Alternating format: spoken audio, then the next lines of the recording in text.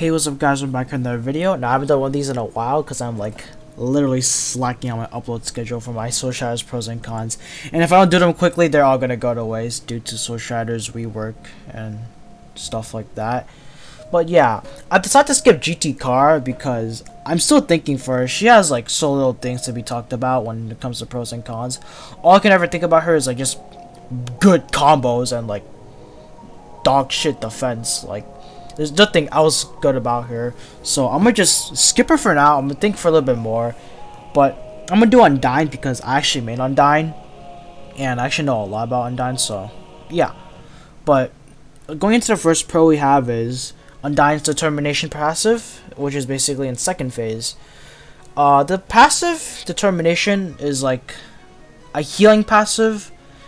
It heals Undyne in phase 2 when she's not in combat, and like it just slowly heals herself back up. It's like a regeneration ability, and once it reaches 0% you cannot heal anymore, so it's basically an extra 300 an extra 100 HP buff to your HP, but like it's not instant, it's just regeneration.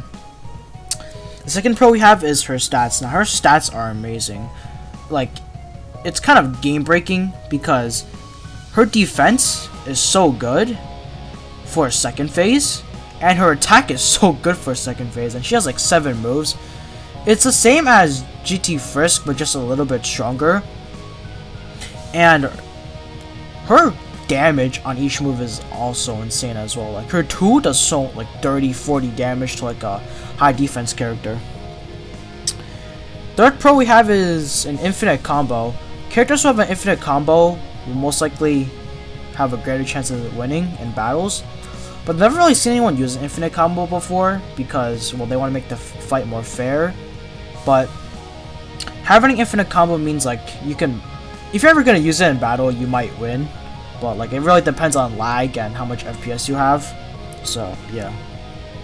Fourth pro we go into is Undyne's Spear 1. Actually 1 is a very powerful move because during an update, Bunny made it to where 1 can literally bypass anything, and if you watch Glitch Tail during Undyne and versus Betty, Undyne was able to use her spear to pierce through Betty's shield.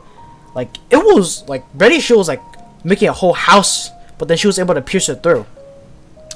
So with that fact, you can basically bypass any block in a game, like even Savani's block, UT Frisk, Pan, I think, maybe.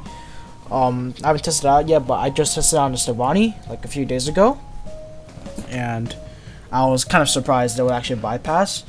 Also, 1 can kind of like do the funny to hate ball, like you just throw Spear 1 at the hate ball, it will just go down, and it's actually really funny. Now this 5th pro is like,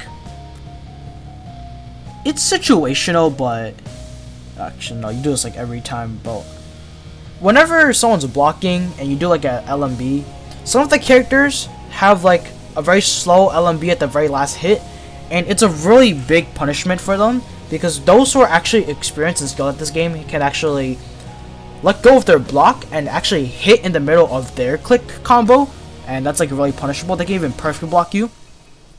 But for Undyne, her LMB is very fast on her second phase, and it also makes her so powerful because you can't punish her left mouse button click because it's so fast. But yeah, that's all for the pros. Now, I made a section called Pro and Con, basically a good thing and a bad thing. And the good and bad thing is the teleport. Now, the teleport is like a dash. Now, the good thing about this is that you can travel around the map pretty fast. Not as fast as Karagot's teleport, but mainly faster than everyone else's teleport, because you're going at a rapid speed, and it's just good for traveling, to be honest. You could, if you're like really good at Undyne, you could like try to trick your opponent by going in circles. I've never really done that before because I always mess up. But the con for Undyne's teleport is that it's not like the other teleports where you just instantly teleport to them.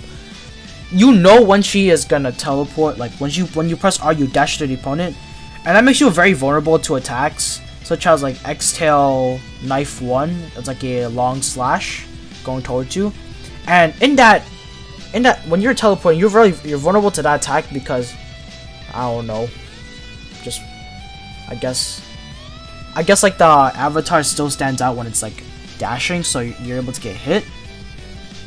And you're also very predictable when you use your teleport or dash, which makes it a little bit hard for you, as they can easily perfect block your attack or jump back and use another attack, which is really bad. But yeah. Now the cons. There aren't much cons for Undyne, except for the fact that 3 is a very punishable move in both forms, to be honest, because phase 1, when you use 3, it takes like 2 seconds to get back up, and in phase 2, when you use 3, it does take you a second to get back up, but even if you miss both it in both phases, it's gonna be very hard, because timing 3 is very hard. Even when you're locked onto the opponent, it's very hard, because the delay, like the 3 will aim at where the person is at the very last second. It's not like Betty 4 where you just go high up in the air and you just instantly go down. Like Undyne has a really much more different mechanic than just Betty's. But I've learned how to actually aim 3 while doing a combo in phase 1, so I think I'm good. Another con is how do I say this? Phase 1 is kinda dog shit, I'm not gonna lie. Like, you kinda do get destroyed by almost every character in the game. But, like, as someone once told me, you want to dish out as much damage as you want to in the first phase, because first phases aren't something you should care about that much, because you know you have a second phase coming up, and that's where you're going to deal like most of your damage. But sometimes you could do some really good damage on phase 1s, but that's only some characters. And the thing about phase 1 Undyne, it's like it has the same stats as Exhale, but it's just that her teleport's slower, her 3 is slower, and like everything's just so much slowed down. And she can do some okay damaging combos, but not that great. But yeah, that's gonna be it for Undyne's pros and cons. I'll try to figure out more for GT Kara, as she is way too general and everyone uses her, so unfunny. But yeah, I'll see you guys later. Peace.